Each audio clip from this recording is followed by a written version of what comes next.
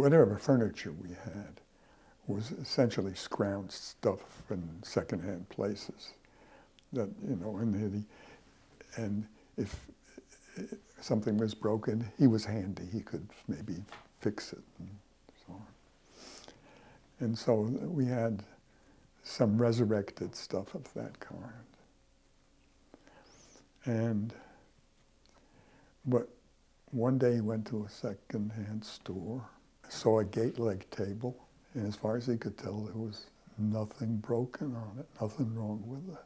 He bought it, very cheap, nothing.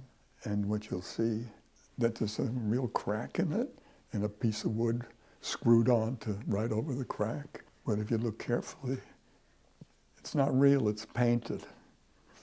The idea was, we can't afford a real gate leg table. So if it's not broken, I can satisfy the need.